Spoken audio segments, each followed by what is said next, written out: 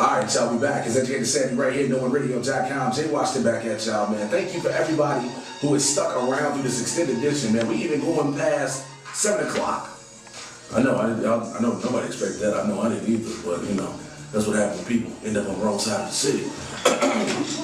But nonetheless, she's in the studio right now, and I am glad to have her here. So, I've already introduced one of the ladies from Chicago's Finest Talk, and now in the studio I have the other co-host and creator of the show. I met this lady. We've been corresponding a lot back and forth about it.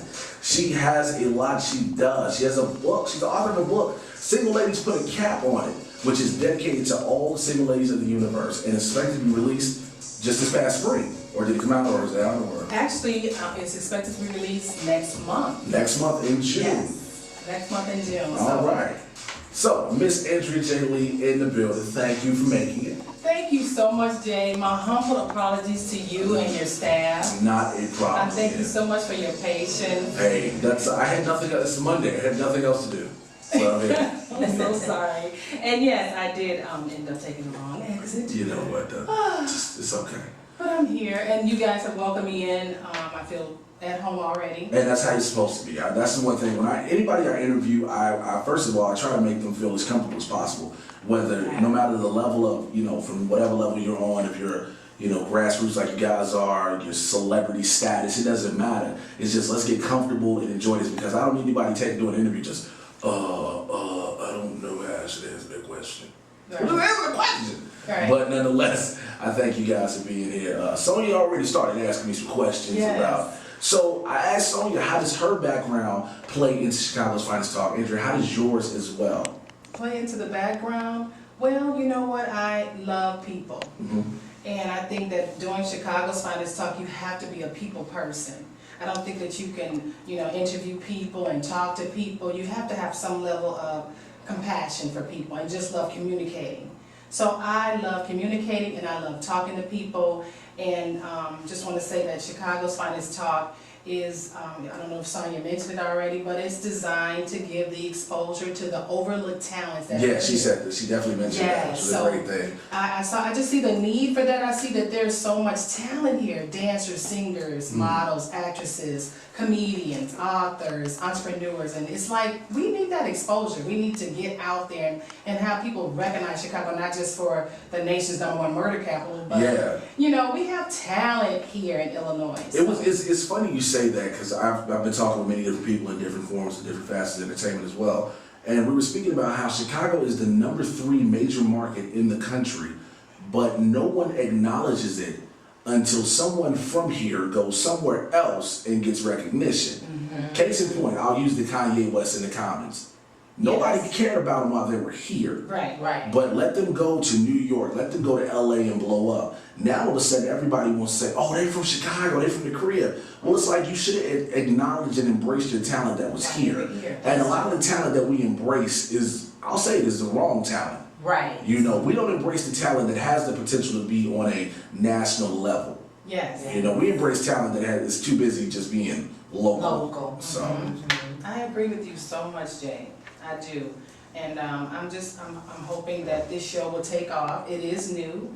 But so far we have started off the season with an entrepreneur panel. Mm-hmm. So we had entrepreneurs from the area to come on and talk about their businesses. So we had a young lady by the name of Charnel Sales. She owns Wacky Faces, where she decorates children's faces for birthday parties and different occasions. And another guy, his name is Kenny Johnson. He is the creator of Funny Gloves. He has a co-partner too.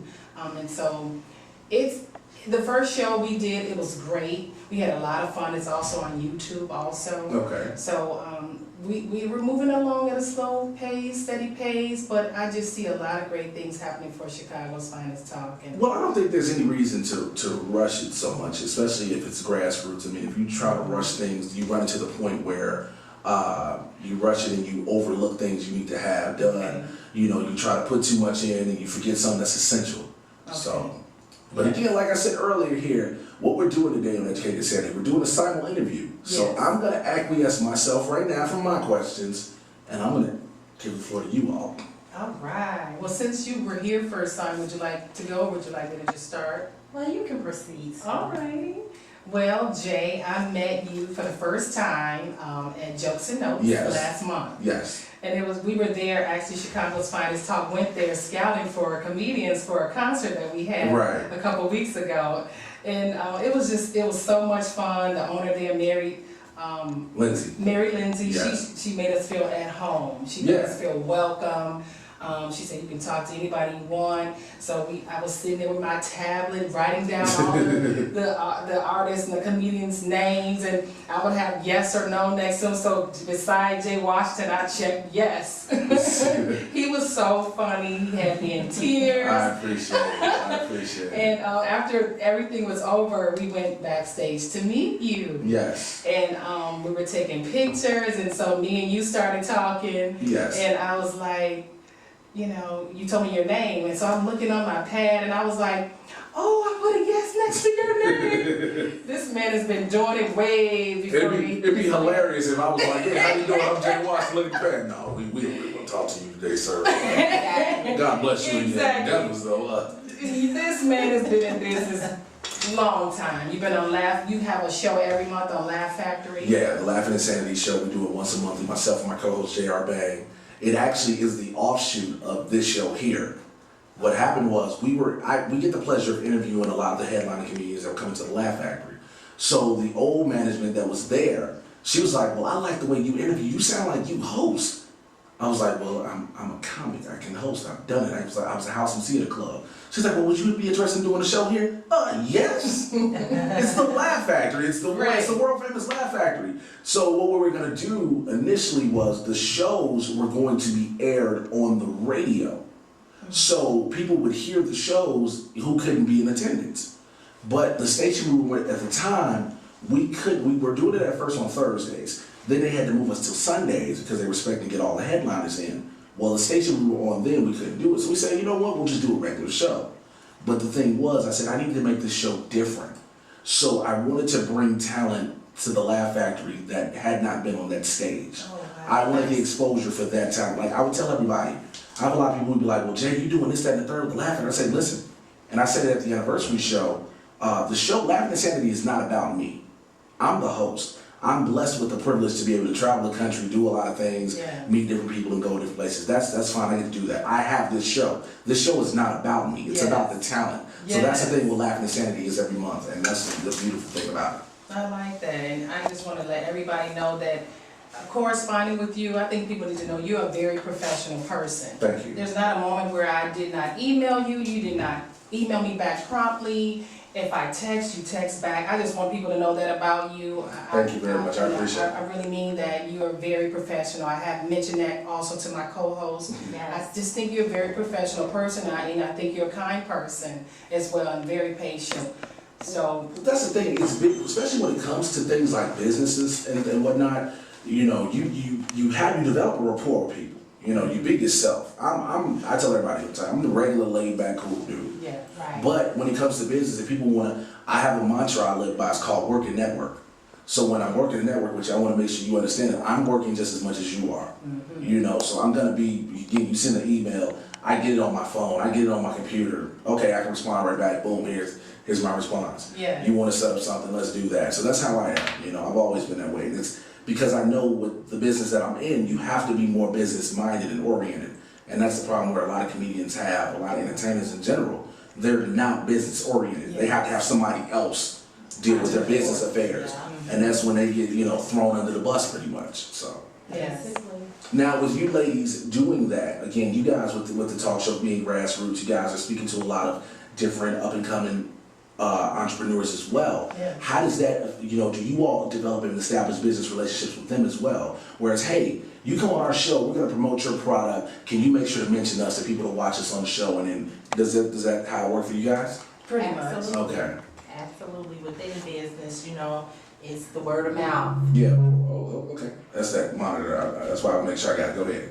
Yeah, it's that word of mouth advertising, you know, it's so powerful. Oh yeah, definitely. So yes, we definitely ask, you know, that people, you know, recognize what we're doing, because that's what we're trying to do, recognize what you're doing. And I mean, so many relationships bounce off of one another. True. You know, Chicago's Finest Talk actually is a hybrid of another idea that we have for a show that we're trying to do called Sophisticated Ladies. I was talking to Andrea, she's been corresponding with me about that. I've been reaching out to some people who I know who are dealing with production of movies. Some people are dealing with projects right now. So they're like, I got so much on my plate. So it was like, all right, I just wanted to, make sure that I reached out to them and let them know, hey, this is something you might want to check out, things of the sort. So yeah, I read over the spec script of it. It was a great idea. Awesome. It's a very great Thank idea. you. Yeah, because I mean, both me and Andrea were entrepreneurs. Like Andrea said, she's an author. I actually am an accountant. That's why I have a degree in accounting. No, see, that works. That works perfectly. I prepare tax returns, so I just came off a real busy season. Yeah. And Did anybody try to sell you some kids? Like, listen, I got these two social security numbers. Anybody used in like 4 years. But look, I need this extra $3,200 on the check. Like, you can't tell nobody. I need $700. that happens quite frequently, but it did not happen to me this season. I was so busy. It was like I didn't have time for that. Look, I ain't got time for that. Right. I think that's hilarious. It is. It's But- very funny. But it's great that you all take what you all do and incorporate that. And again, with just not even just grassroots business, have you all possibly reached out to some of the bigger names, say, hey, this is grassroots? Because I know there are a lot of bigger established organizations that will see something that's grassroots and say, you know what, we want to help you guys out as well. Has that happened? You know what? I have been corresponding also with another gentleman. I don't know, I'm not gonna say his name right now, but me and him have been interacting. Same thing me and you were doing Yeah. also. So he's got some connections as well, as far as the show and as far as, I threw that out there, as far as the Sophisticated Ladies reality show. So he and I are gonna network as well. Okay. So he's interested too, and I'm just excited about the show, the concept, and like you were saying, this show is not about you, it's about Yeah, the other people, the talent that you put on there. yes. And that's the thing I tell people, that's how I've been able to have this show for a year. First of all, people are like, how do you pack out the Laugh Factory on a Sunday? Well, I'm the only one that promotes it. And I'm doing all the footwork. I'm not waiting on a street team or anybody of the sorts. I first of all, I believe in putting out a quality product. So I make sure the show is worth seeing. Right. Tell people, hey, this is the show we're seeing. And when people come out, will you come back to see the next show? Yeah, definitely. So now people want to spread the word. And they're like, yeah, I've definitely been back. I'll be back. So that's been a great thing about that. Yes, but I know that, we're getting ready to take a break from recording. So we're gonna do a lot of focusing on sponsors. We do need some sponsorship. Okay. Definitely. So, if anybody's out there listening and they believe, they share in the vision that we have, definitely contact us. You can find contact information on our website at www.chicagosfinesttalk.com. Yes. And contact us. We would love to work with you. We're gonna have the interview. I'm gonna cut this up and edit it. And I'm gonna place it on the Educated Insanity website as well. So I'll be reposting it and everybody will be able to listen to it again. Okay. So they need to get information how to reach you all. So again, you all are free to ask me questions as well. I appreciate that, and also I did want to ask you some questions as far as you opening for some names that we all know, as far as Tony Rock, Tommy Davidson. How was that experience? Tony Rock is fun. Tony Rock is fun because first of all, he's not his brother.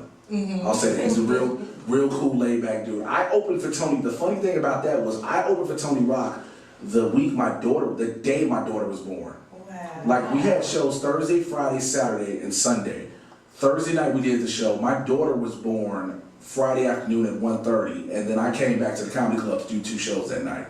Okay. He was like, yo, you do realize you could have took off. I was like, yo, you gonna pay me for the rest of this weekend? I was like, I just had this baby, I need this money. Right. But with him, it was fun. Tommy Davidson, though.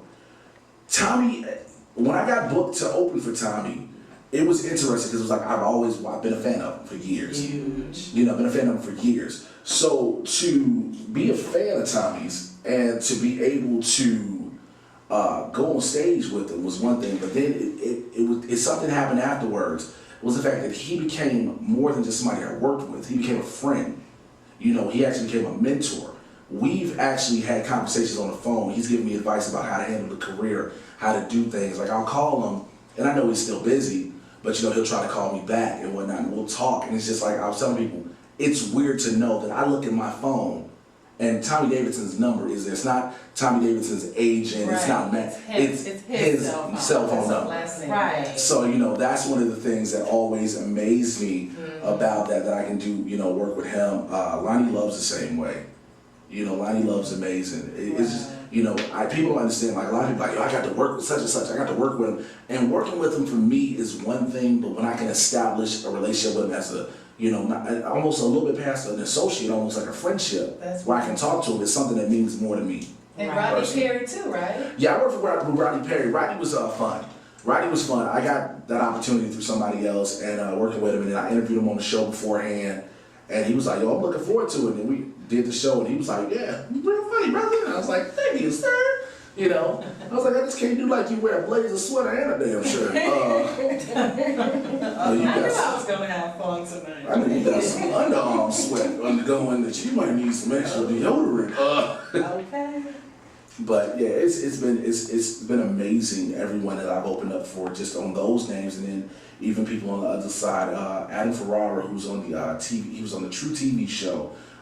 So many people I've opened up for. Wow. It's just been amazing, you know, and the feedback that you get from them. And when they find out how long I've been doing it, like, yo, why are you? I've even had someone say, why are you still in Chicago? Yeah. I was like, I would love to leave, but it's not as easy as you think right now to leave. So That door will open. That door, those doors, and sometimes I've noticed how you don't have to work hard. Sometimes, to me, it's like God will put people in your path. yes, That's what I'm a I've firm noticed, believer and in that's that. what I've been experiencing on this journey of Chicago's Finest Talk. How Yes, it's not a coincidence that I met you. right. It's not a coincidence that I've been meeting different people. It's like He makes it kind of easy for you. Like I have to work. I'm not saying I'm not working, but He's not making it hard. Oh, of for course, me. of course. And I see that with you too, when you were talking about the people that you met and you interacted with and you taught.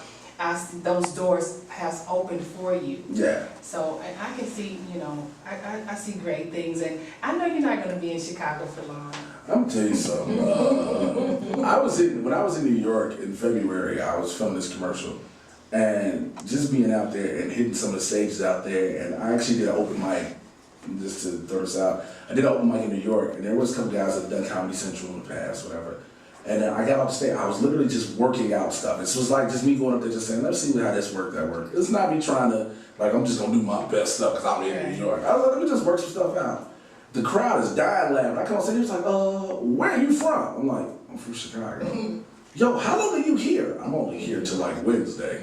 It was like, why? Why are you not staying? I was like, yo, I literally threw my hands up. I was like, hey, fam, I don't know. I'm just here for the time being.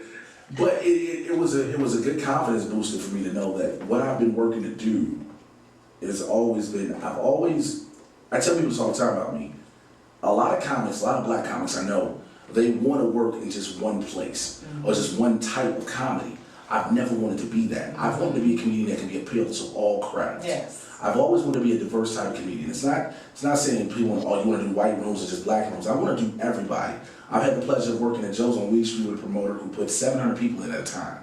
Okay. And I've torn the roof off. You know, I've gone to all black crowds, I've gone to all white crowds, I've gone to mixed crowds, Latino crowds. One thing I just won't do is hood crowds because I don't have patience. I've been found a gun somewhere. Like, I don't even shoot guns, okay? I don't even like this, but I won't be. But overall, but I just like to be, you know, that person that can have what he talks about appeal and apply to everybody. Yes. You know, I don't want to, you know, true enough, everybody won't get along with everything. But I try to have the majority, you know, stay along with me. So.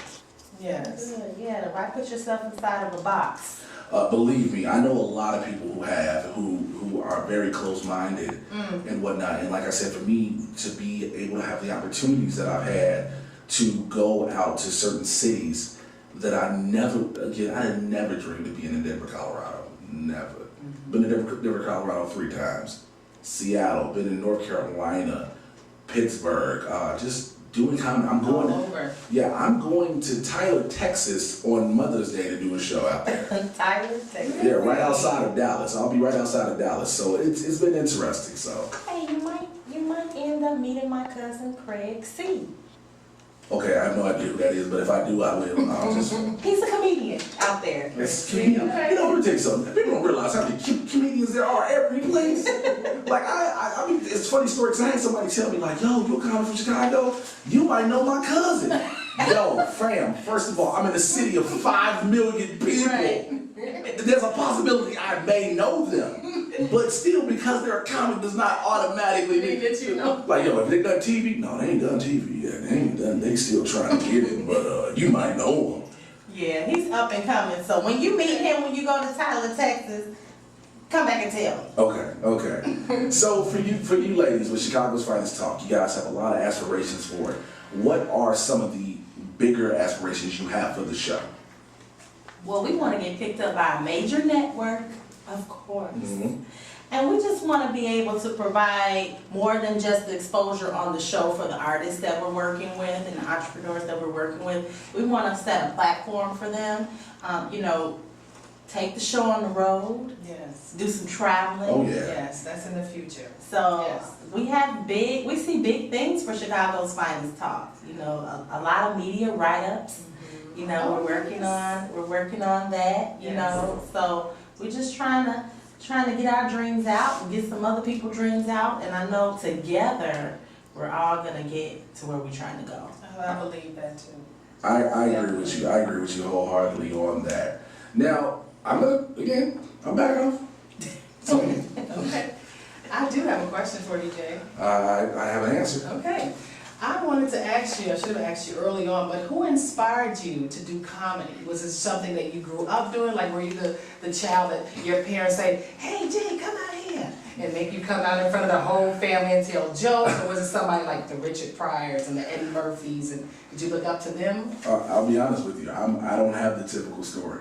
I just talk. It was just me. Okay. I just been this dude that I just cracked jokes. I was a smart aleck, but I could say stuff that was funny. It wasn't always people would bring me in front of people. It was just the way I am. And again, when I was wrestling, that was when they never knew. The biggest thing was if you could talk on the microphone. Well, nobody ever knew what I could do. My buddies knew I was just funny. We would be in the locker room. I'd be funny then or whatever, or funny out when we after the shows. But I'll never forget. It was a show where at Cicero Stadium. It was about 1,500 people in there. It was like 16 people in the ring. It was like 4 big factions. And this one older guy, this veteran, was yelling and saying something. And out of nowhere, I snatched the mic, was like, "Yo, shut up before you have a stroke." Like, ain't nobody got no CPR cards for this. Anybody gonna deal with this? And the owners was like, their faces just dropped. Because they didn't know I could do that. And I just went. All I know was I just kept going. They was like, "Yo, somebody stop him." And then my boys was like, "Nah, don't stop him, let him go." And then from there, it's always been known that I've been able to talk in front of people. And it's just me. That's just like my inspiration when I'm on stage. I don't, you always hear people say this. I don't tell jokes, I tell true life. I tell jokes, but I tell jokes based off what I see and what I deal with. My day-to-day life. I don't just write a joke like, "Oh, this is funny." Like something will happen and I'll remember it. Like I have a joke I tell right now that's based on building off of. I'll tell it about how I was literally in 7-Eleven. And there was an older black woman, and she was, I was in 7-Eleven, first of all, so we know the race of the people that majority work there. It's not to be racist. Right. If there's any other races, somehow affirmative action happened. But there was an older black woman talking to the Hindu dude, and she was like, "Yeah, can you give me these scratch-off lottery tickets? I need dose." He was like, "What?" She was like, "Dose." He said, "What?" She was like, "Dose. Don't you speak Spanish?" He was like, "No."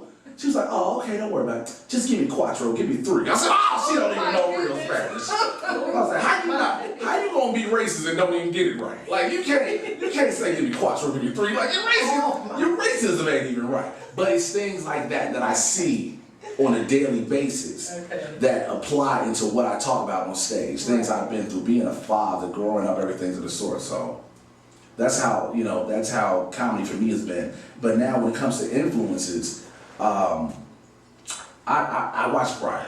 I watch Pryor, of course. I watch Cosby. I watch Carlin. I watched all the greats. Yes. My biggest influence for me personally, though, is Patrice O'Neal. because Patrice O'Neal was so just natural, it was a conversation. It wasn't like it was a joke talking, it was just, we're having a conversation, I'm telling you about life. Okay. But it's hilarious while I'm talking to you. Right. And I love the way he did that, you know, and I was like, yo, this man is a genius. So after I saw his first special, Elephant in the Room, I started researching before he passed. I started researching on YouTube, all the stuff he had done. I was like, dude is a genius. And then I managed to have the pleasure of working with people who worked with him, who came up with him. So I would hear stories about Patrice from him, and I was like, yo, I feel like I'm getting this, you know, getting acclimated with him, you know, vicariously of sorts. Yeah, Right. Wow. Yeah. And we haven't talked too much about your wrestling career before you even started. Well, I just, like I was telling Sonia, I did it for 12 years, and it was till my neck messed up. But the thing was, it was beautiful because I've always wanted to do it when I was a kid. Me and my buddies, we would wrestle in our front yard. In my front yard, out of everybody's yards in the neighborhood, it was mine. My grandmother was pissed. She was like, "There's all these other yards. Why mine?" Get out of my grass. I was like, "That was all. Get out of my grass." I was like, "Yo, it just happened. We're here." But we did it, and one of my best friends has been my friend for over 20 plus years. He stayed across the alley. He joined Windy City Pro Wrestling. And he asked me, he was like, yo, you need to come down here and do this. I was like, well, how much is it? He was like, $1,500. I was like, well, guess what? I won't be doing it. So, so he was like, $1,500. I was like, I just that won't be happening. Right. Not today. No, I don't think, no. So he ended up leaving Windy City and going to another federation that was cheaper. It was $40 a month. And I started doing it, started training. And it was funny because one of my trainers, I ended up working with, where we worked at a job as telemarketers together. So we worked as telemarketers together, and then I was in practice one day, and he walked in, he was like, what you doing here? I was like, what you doing here? Right. So, but then he proceeded to beat the hell out of me for 8.5 minutes. But he's one of my best friends to this day. Me and him we still have the reputation of one of the top tag teams ever in the Midwest. And it's a great reputation to have. It's just, you know, being there, I traveled the country doing that. I got a chance to wrestle. Lots of medals? Well, no, it's not medals like Olympic wrestling. It's like what you see on the WWE. Okay. So I'm a former Windy City Pro Wrestling and Urban American Pro Wrestling heavyweight champion. I'm a former Elite Pro Wrestling World Television champion. I'm tag team champions for so many companies. I've done so much. I was actually there's this big promotion in Philadelphia called Chikara. And they do this big thing every year called King of Trios. This is where they bring teams of 3 from all over the world together. And they converge in Philadelphia at the famous ECW Arena. And I had the pleasure of wrestling there, and it was a dream to do that. You know, it's like to do that is next to wrestling in Madison Square Garden. So, you know, was able to do those things and lived out some dreams and met some great people. I even have friends currently right now who are signed wrestlers to both the WWE as well as TNA Wrestling, you know, who are actual friends of mine. So we just talk about it so much, you know, just people like, yo, when you gonna come back? I was like, when these jokes stop coming. Okay. So they was like, what do you mean? I was like, these jokes ain't gonna stop. So, you know, it's hard sometimes too, because I talk about people that say, do you ever think about coming back? I miss it because again, it was part of my life for 12 years. You know, it was 12 years of what I did every weekend.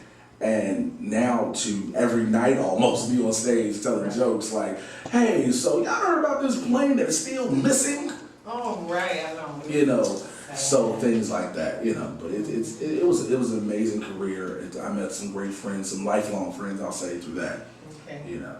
So is wrestling like boxing? When you retire, you leave your shoes in the ring? Some people have. Okay. Some have. Did you leave yours in the ring? No, that's because I technically haven't retired. We have the Okay. same. No, that's right. We have the saying with indie wrestling though. There's a saying with indie wrestling that says you don't retire, you just stop showing up on Saturdays. Okay. You just stop showing up. That was really the thing. It's like, yo, you don't really retire, you just stop showing up. So, What's the most fulfilling for you, being a comedian or when you were the wrestler? I know you said you haven't really retired, but where do you feel like you're most fulfilled, the happiest, I guess I would say? What brought you the most joy? you know what? I honestly, I'll be honest, I have to say, as long as I've done it, it has to be now comedy because the reason being, I've done so many shows where I've had so many people come up to me afterwards and say, thank you, I was having a horrible day and I needed that laugh. Granted, you know, people come to a show, they want to love you or hate you, so that's part of the job. But you know, as a comic, your job is to make people laugh. Yes. And to have people say, I needed that. I needed that. Thank you. I've had that so many times. And even with the message I always convey at every show, no matter what I do, I always say this thing, laughter is medicine. It is. I have bands I sell that say it, my t-shirts I sell say it, and I tell people laughter is medicine for the soul and food for the heart. And I always tell people that. So to have people come to me after shows like, yo, I really need that laugh. And that does my heart justice because it lets me know I'm doing what I'm supposed to be doing. Yes. Exactly. So that's been one of the biggest things for me. So you got tired of beating people up? No, I still ain't got tired of that. I still ain't got tired of that. I'm not gonna lie. There's a feeling about getting called up and say, look, we need to book y'all to come whoop these two people. How much you paying? All right, I'll be there. Ain't no police? I'm on my way. I think there's an amazing feeling about that. And people still think because of my size, people like, yo, why do you work out so hard? I was like, cause I use my size. My size is my gimmick per se for stand-up because there's nobody my size who can move and be as energetic as I am. But people are like, yo, you think about going back in the ring? I was like, no, I'm trained to be a supervillain. Leave me alone. Okay. So, yeah. So listen, I'm gonna bet this has been fun. Again, this is Educated City right here at NovaRadio.com. And Jay Washington talking with Sonya Blaze and Andrea Lee of Chicago's Finest Talk, ladies. I appreciate this so much. This has been fun. Yes. Now, a lot of people are going to see this. Yes. They know we hear that they're going to see different artists. They're going to see different entrepreneurs, people who need the exposure. They know that aspect. Mm-hmm. What can they expect from you two? They can expect from us we're definitely gonna continue to build that relationship with them after they come, when they come to the show. I'm talking people that are viewing the show, not the people that have come to the show. I'm sorry. The viewers. I'm sorry. Because the viewers are going to know, hey, we're going to see these different artists. Uh-huh. We're going to see these entrepreneurs. We're going to see comics. We're going to see actors. We're going to see people who are doing this and the third. Okay, I know what I'm expecting. I'm expecting to see a red talent. Yes. But what are these hosts going to present to me that are going to make me want to buy into this? That's what I want to know. What can the viewers expect out of you two? That's a great question. They can expect longevity. We're definitely going to work with our viewers to make sure that we present to them a great show, an excellent show, first and foremost. But at the same time, we want people to know that it's about us. Not about us, I'm sorry, it's not about us, but it's about them. It's about them. So if you know someone out there who is talented, who never got that big break, they can sing.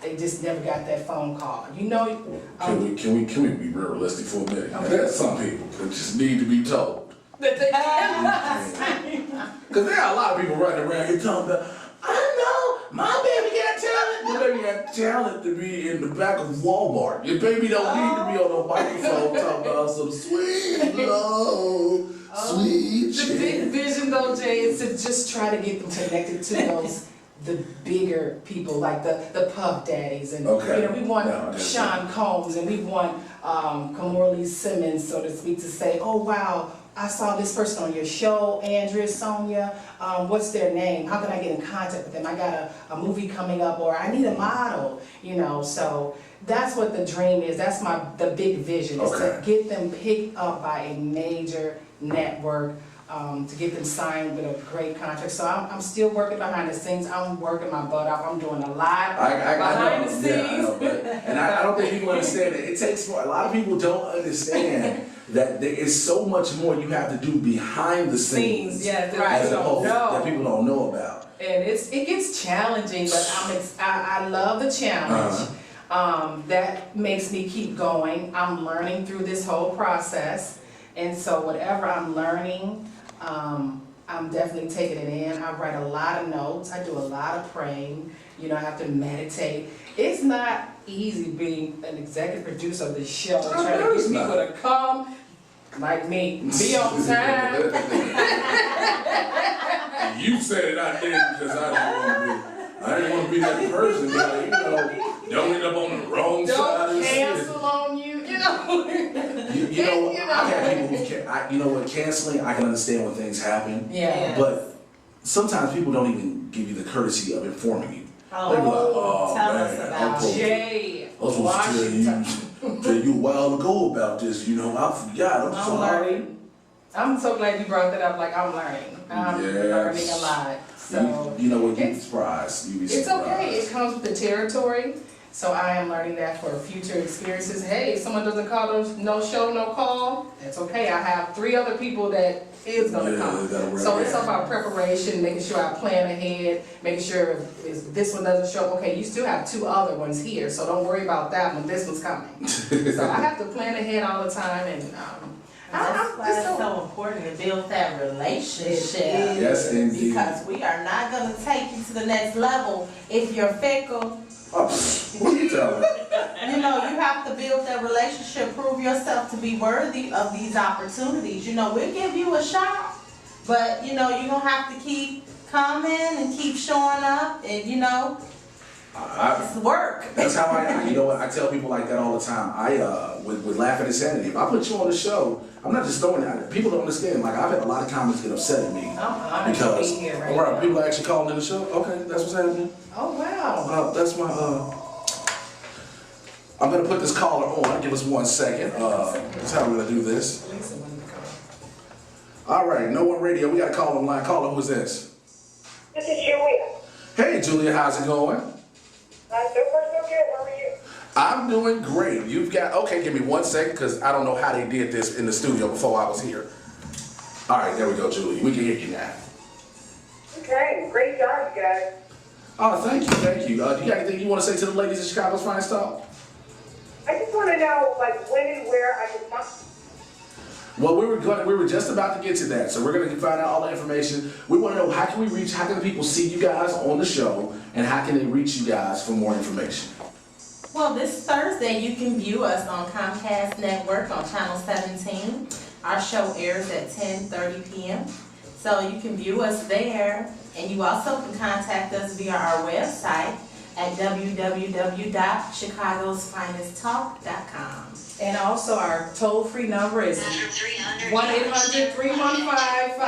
1-800-315-5145. Okay, great. Thanks so much. Great interview. All right, thank you, Julia. Thank you, and have a great day. Great to hear. Bye. All right, that's how that works, okay? All right, again, I want to thank. South State Street. Okay. We need you to hang up. We need you to hang up, or we'll hang it up. We got a technological issue. Oh, I got it. I got your phone going off. I got this going off over here. But again, I want to thank you all for coming out here, Andrea Lee, Sonya Blaze. I thank you very much for Well, this. thank you for having us, Jay. We definitely appreciate you. And you know, I wanted to just leave the viewers with this and the listeners with this. You know, when you come to Chicago's Finest Talk and when you view our show, you're gonna actually see some pretty beautiful women Yes, Lord. up there Yes. hosting Yes, Lord. the show. You better give her a high five. You You give know, her a hand. high five, I cannot leave her hanging. Yes, And Lord. classy and sophisticated and you know, selfless. We want to help you, you know, to help yourself. It's So not about us. It's not about us. That's what's up. I appreciate you, ladies. Listen, I'm about to get ready to get up out of here as well. For everybody, thank you guys for staying in and rocking with me for almost 5 whole hours long, 5 hours strong, in the words of a good friend of mine. Again, I want to thank the ladies from Chicago's Finest Talk. Thank you for Blaze, having us. Andrea Lee, thank you all. thank It's you. been a pleasure. As always, as I tell everybody, and I mean this from the bottom of my heart, anytime you ladies want to come in, the studio is open to you all. Just Okay. let me know.